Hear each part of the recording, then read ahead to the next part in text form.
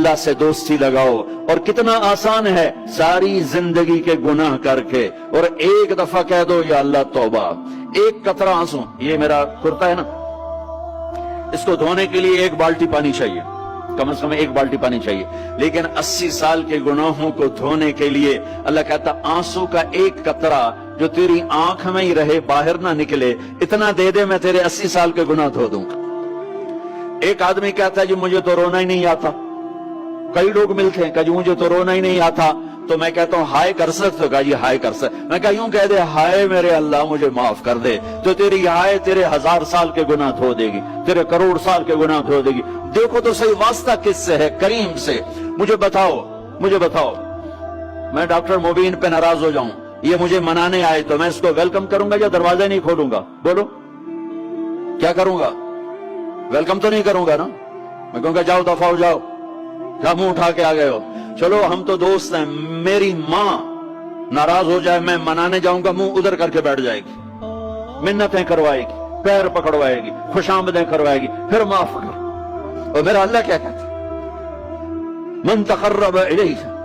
ساری زندگی شراب زنا میں گزار دی، دانت ٹوٹ گئے، بال سفید ہو گئے، کمر جھک گئی. اب اس کو خیال آیا توبہ کروں، لوگوں نے تانے دیے جا جا اب تیری توبہ، تو شرم نہیں آتی؟ کعبہ کے سنوں سے جاؤ گے غالب شرم تم کو مگر نہیں آتی. تو اور کہاں جانا ہے؟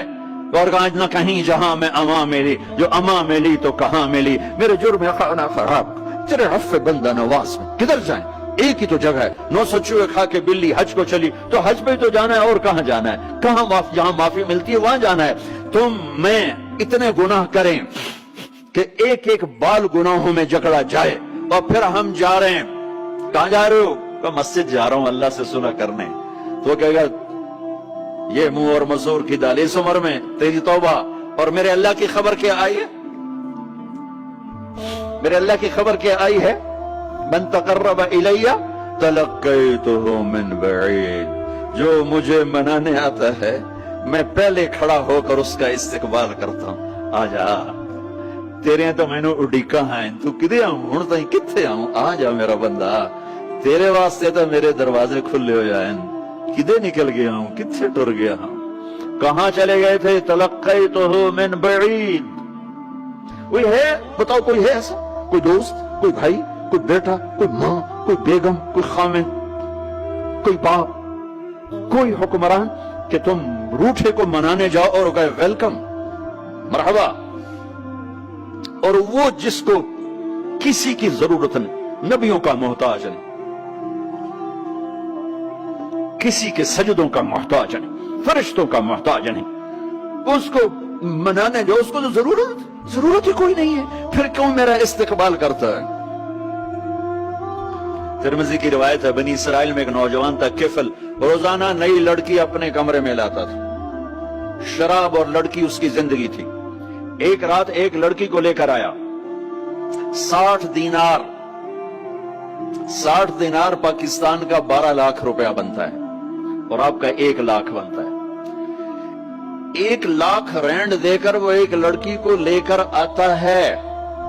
جب کمرہ بند کیا تو دیکھا وہ لڑکی رو رہی تھی.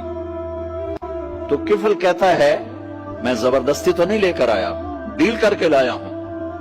تو وہ روتے بولی کفل طوائف نہیں ہوں، غریب ہوں، مجھے غربت نے عزت بیچنے تک پہنچا دیا ہے. میں کہا کرتا ہوں جب مالدار لوگ زکوٰۃ نہیں دیتے تو غریبوں کی بیٹیاں طوائف بن جاتی. جب مالدار لوگ اپنے جنت بنا دنیا کو جنت بناتے ہیں اور غریبوں کو بھول جاتے ہیں تو غریبوں کی بیٹیوں کی عزتیں یوں نیلام ہوتی ہیں. وہ ساری زندگی کے لیے طوائف کا داغ اپنے ماتھے پہ لیتی ہیں اور زندگی بھر عزت کا ایک لمحہ نہیں گزار سکتی. اور طوائفوں سے کھیلنے والے وہ ویسے ہی مسٹر رہتے ہیں، وہ ویسے ہی ہز ہائنس رہتے ہیں، ویسے یور آنر رہتے ہیں. ایک بچی کی عزت برباد ہو گئی اور اس خبیث کی عزت ویسے کی ویسے ہے. اس لیے تو میرے اللہ نے قیامت کا دن رکھا ہے، اس لیے تو میرے اللہ نے قیامت کا دن رکھا ہے. ہائے ہائے ہائے ہائے